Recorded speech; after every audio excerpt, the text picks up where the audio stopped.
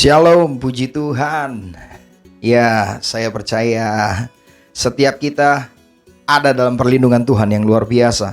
Masih tetap tentang penginjilan, still in about evangelism. Ya, kali ini teman-teman mari kita buka sama-sama. Ada hal yang saya tangkap gitu ya dalam hati saya. Saudara, kalau kita buka sama-sama di Lukas. Ya, kita buka sama-sama di Lukas 5 ayat 17. Ya, Lukas 5 ayat 17 sampai 20. Ya, Lukas 5 ayat 17 sampai 20. Pada suatu hari ketika Yesus mengajar, ada beberapa orang Farisi dan ahli Taurat duduk mendengarkannya. Mereka datang dari semua desa di Galilea dan Yudea dan dari Yerusalem. Kuasa Tuhan menyertai dia sehingga ia dapat menyembuhkan orang sakit. Jadi perikopnya orang lumpuh disembuhkan.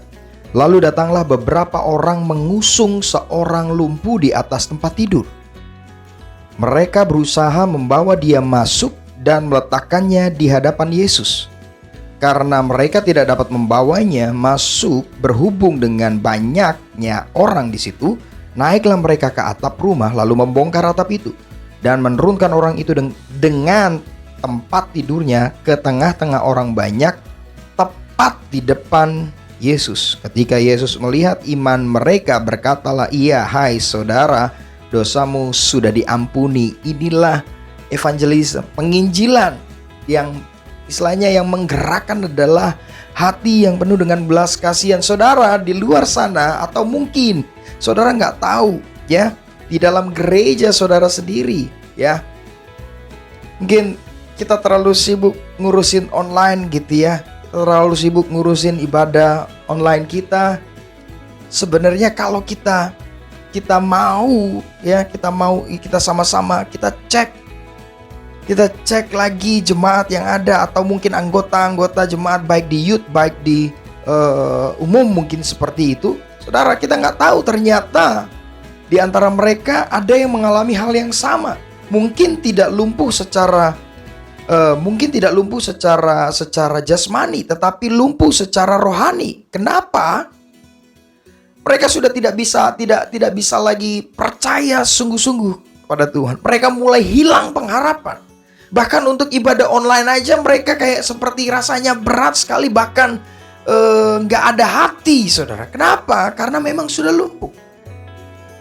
Nah, saudara, posisi orang lumpuh ini mungkin pada waktu itu Yesus ada di sana. Ketika di situ orang banyak berbondong-bondong, ya, ada orang bilang gini, kamu nggak ke sana biar disembuhkan Tuhan, gitu ya. Lalu orang itu lewat. Lalu ada lagi yang datang, kamu nggak ke sana. Ada Yesus dari Nazaret, dia sanggup menyembuhkan kamu. Dia langsung lewat. Saudara, ada banyak model-model penginjilan seperti ini. Ya, penginjilan yang tidak bertanggung jawab. Kenapa? Dia ngabarin habis itu, tapi tidak mau terlibat lebih lagi. Ya, jadi, Tuhan Yesus menyelamatkan kamu. So, kalau dia lumpuh gimana? Artinya ketika dia nggak bisa lagi percaya sungguh-sungguh sama Tuhan. Berdoa aja dia nyebut nama Tuhan aja rasanya berat. Yang perlu kita lakukan, ya, dan ini lebih dahsyat lagi kalau pelayanan tim. Artinya ada tim yang sama-sama bergerak bersama kita. Yang perlu kita lakukan adalah menggotong dia, ya, mengusung dia dan bawa kepada Yesus. Gak cuma sekedar ngomong, di sana ada Yesus sanggup sembuhkan kamu, lalu kita tinggal. Gak. Orang-orang yang mengusung orang lumpuh ini tahu apa yang menjadi kebutuhannya.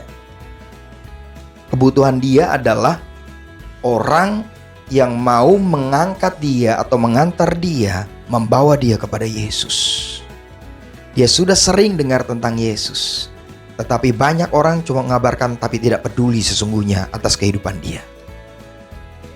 Jangan sampai kita menjadi orang yang hanya mengabarkan tetapi sesungguhnya kita nggak peduli sama kehidupan orang ini. Orang ini mengusung bawa kepada Yesus karena kebutuhan dia bukan hanya sekedar Di sana Yesus sanggup menyembuhkan. Tapi kebutuhan dia adalah dibawa pada Yesus. Artinya apa?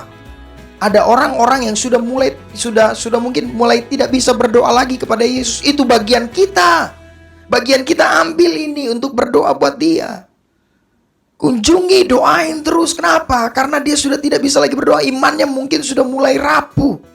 Mungkin ada banyak tekanan dalam hidupnya. Ini orang-orang yang lumpuh secara rohani. Perlu digotong. Perlu didampingi. Gotong itu buat saya, menggotong itu artinya ambil bebannya. Mengambil beban yang dia rasakan saat ini. Ambil beban. Dan ini bagus kalau ada pelayanan tim, saudara. Wow. Dan yang luar biasa lagi, dibawa kepada Yesus. Dan sekalipun menghadapi tantangan, yaitu sulit untuk menembus mereka ke atap, lalu melewati atas dan menurunkan. Ada effort yang luar biasa. Kenapa? Karena nggak cuma sekedar nginjil, nggak cuma sekedar ngabarin ada Yesus di sana, tetapi mereka peduli sama kehidupan orang ini. Saya percaya penginjilan yang disertai dengan hati yang peduli kepada jiwa-jiwa akan menjadi suatu penginjilan yang sangat efektif. Kenapa? Karena ini membangun jembatan persahabatan. Dan bukan dibawa kepada gereja atau komunitas, ya. Yang paling utama dibawa kepada Yesus, supaya dia mengalami perjumpaan dengan Tuhan dan imannya dibangkitkan. Setelah itu baru, wow, saya percaya kita terus semangat untuk memberitakan Injil, bahkan diberikan hati yang peduli pada jiwa-jiwa. Tidak hanya memberitakan, tetapi peduli kepada mereka. Angkat beban mereka, ya. Artinya ambil bagian beban daripada orang-orang yang terhilang ini. Dan saya percaya apa yang kita kabarkan tidak hanya sekedar didengar, tetapi dirasakan. Tuhan Yesus memberkati. Semangat terus untuk mengabarkan berita keselamatan. Shalom. Tuhan Yesus memberkati.